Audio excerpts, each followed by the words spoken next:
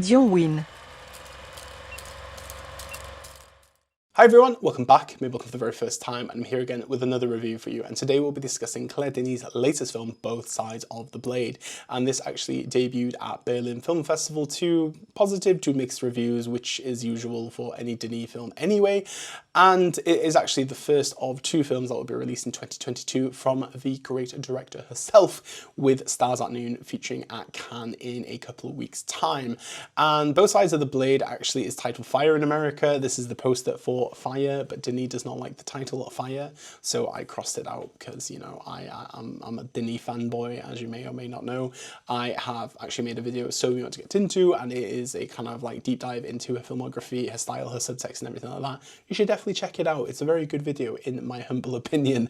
And yeah, I just love reviewing Claire Denis films whenever they get released. So enough introducing, let's get talking. The film follows the story of Sarah and Jean, who have been in a loving and stable relationship for 10 years. When they first met, Sarah was actually in a relationship with Jean's best friend Francois, and one day Sarah sees Francois on the street. He does not see her, but she is overwhelmed by a sensation that her life could suddenly change. Francois does indeed get in touch with Jean to suggest that they start working together again.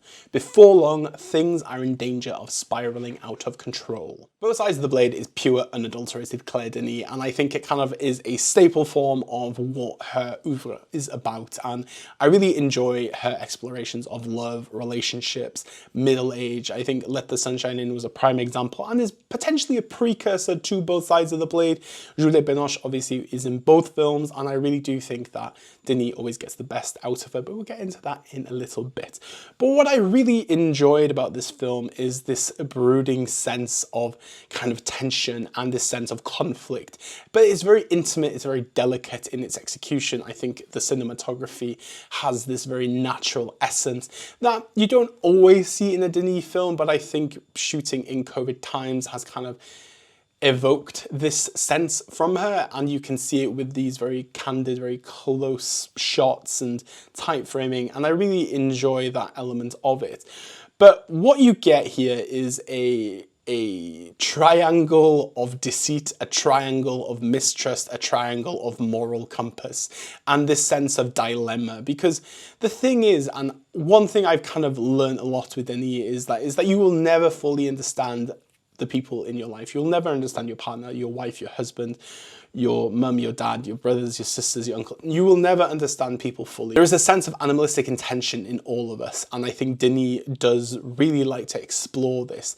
And these decisions and the situations and scenarios that we're put in Both Sides of the Blade give you that kind of judgmentality. But also there is this very strange sense that it's an observational piece that has no empathy, because they are all very conflicting people. And while you kind of think that Jean, who's played by Vincent Lindon, is kind of the victim of this, he's actually a shitty dad and you don't really care for him. And it's the same with Binoche. You just think to yourself, yeah, you know, Gregoire Colin, who plays Francois, you're just in the same, you're just like, I don't really care for your happiness, because you're just making these decisions that just don't make sense to me. But this is the thing, life is tumultuous, life is really unpredictable at times, and I think that's the point of this narrative, because Denis does keep you guessing through the whole runtime of this film, which actually makes it even more interesting. But this is what I've seen people complain about, because it doesn't make sense to them. But the thing is like, with the human experience, you kind of just go for the ride, and either you sit and observe, or you just, it's like, I'm gonna go on TikTok for 3 hours and ignore that I've seen this film. But I really do think it's a very solid film from Claire Denis. It's not top tier Denis, but it's a good kind of mid-tier Denis that has a lot to say, and I find it to be a very kind of thrilling, very calm melodrama that builds into something quite explosive.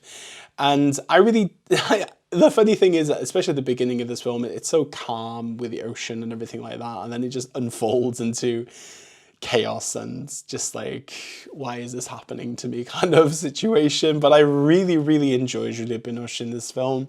I think Denis does get the best out, as I mentioned already, but this sense of kind of moral compass that she has in this film, and the decisions that she makes and the things that she says, are very kind of not Binoche, but they are very Juliette Binoche at the same time, because she is a great character actor, and I really like her work with Denis, and I think the same with Vincent Lindon.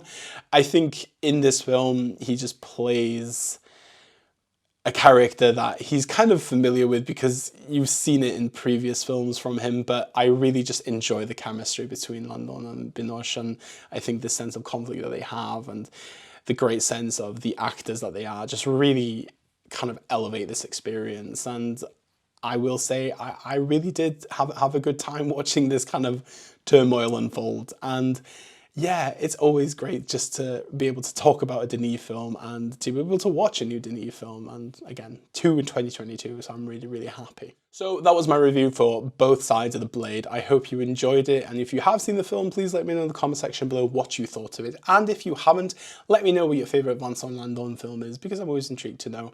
I hope you enjoyed this video, and I will be back again with another review very, very soon. And plenty of content on the channel for you to check out in the meantime. Like, share, subscribe, do as you please, and I will see you soon. Ta-ta.